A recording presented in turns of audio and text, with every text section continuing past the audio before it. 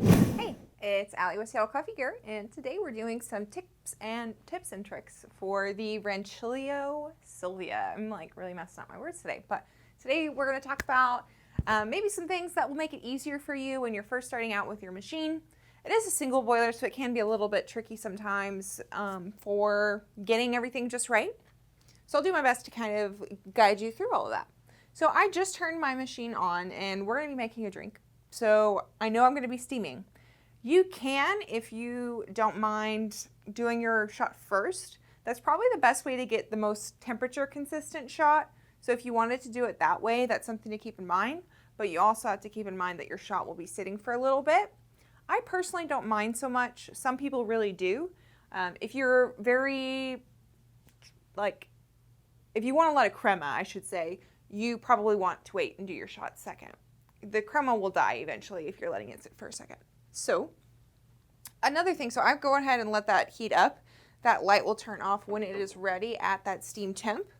If you have the PID version, it would read out that temperature for you right there. But when you don't, that light is your indicator. And actually the stock basket that this one comes with is a 14 gram instead of an 18 gram. So the standard traditional like American double is 18 grams. So this is a little bit under that. You can get a 18 gram basket that will fit in this if you'd like to stick to those types of shots. But that's a really common misunderstanding about this portafilter.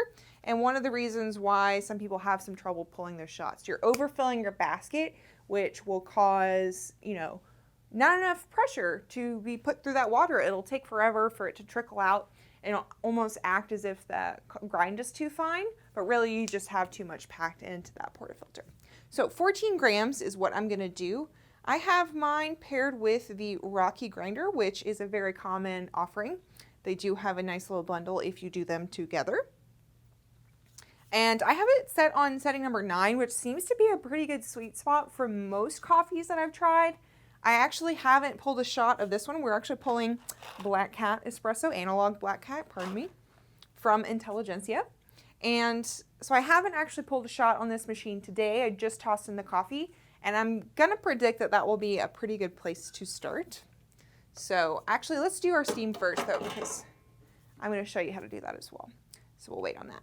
So whenever your machine has come to temp, let that heat up. Have the button up there. So there's going to be condensation that builds up inside your machine.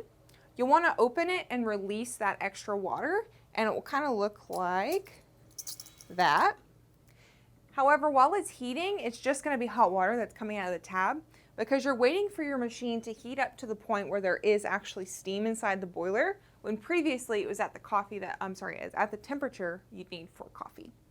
So it's taking some time to do that. You can check on it every once in a while because you can start steaming a little bit earlier than it will notify you. But keep in mind that this does have a small drip tray, so you don't want to let too much water out in there. So while we wait for that, why don't we go ahead and just prep our shot then, or at least test out the grind maybe, and just see where we are. Does take a little bit of time there, so if you did pull your shot first, this would be all the time that you'd be waiting. So I have it on there, just gonna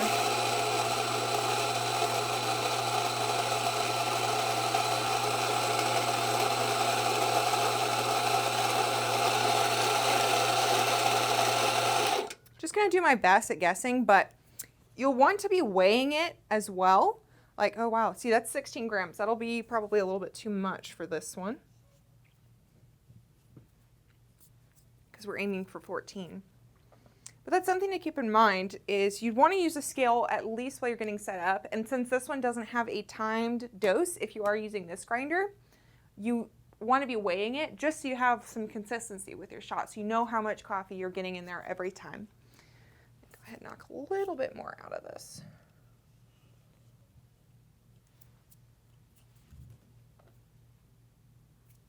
15.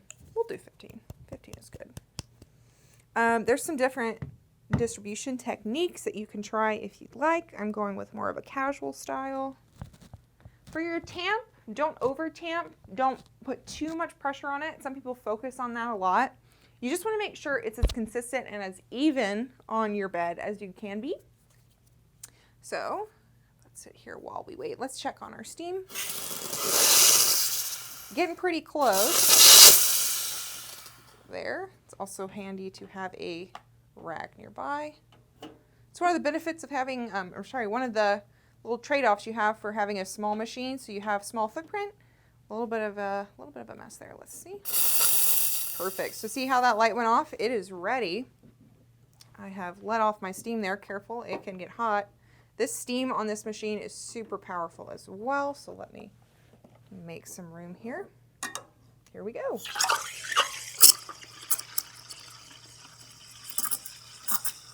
It is a one-hole steam arm. So you hear me doing aeration right now.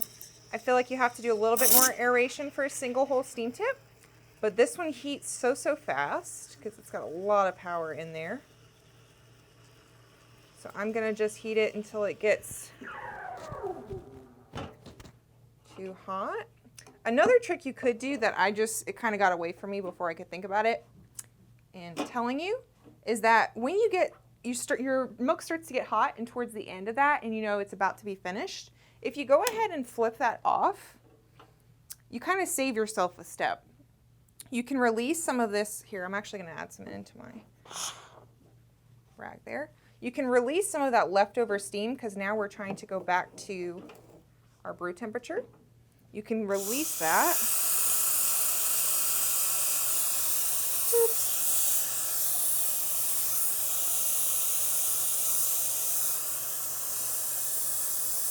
There, you can also release it through the groove.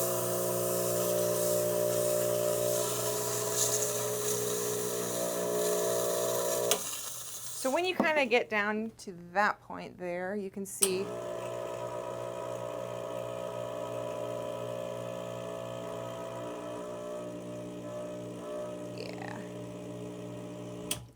not really sputtering or splattering anymore, so we're at a pretty good temperature.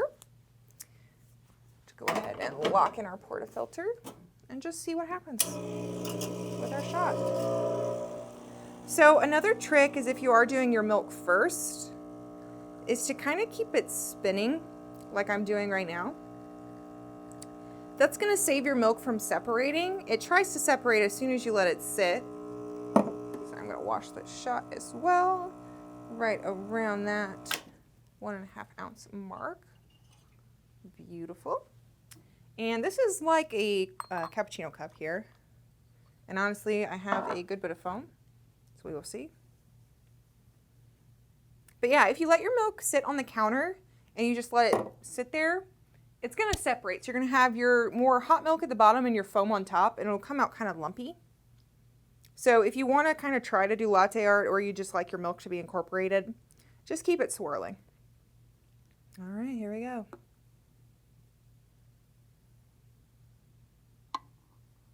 Boy.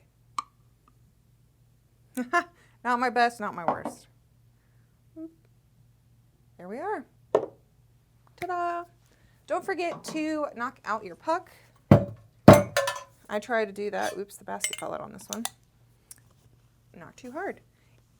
I find that if you leave your coffee puck in there for too long, the coffee will dry out and kind of get stuck on the top of your screen, which makes cleaning it a little bit harder. And you're just going to have leftover gunk anytime you have your coffee, and you just want to prevent that. There we go. And there you have it. Tips and tricks on how to use your Silvia. Let us know if you have any questions about this machine. Just put them in the comments below. Happy to help you out there. Don't forget to like, subscribe. See you next time.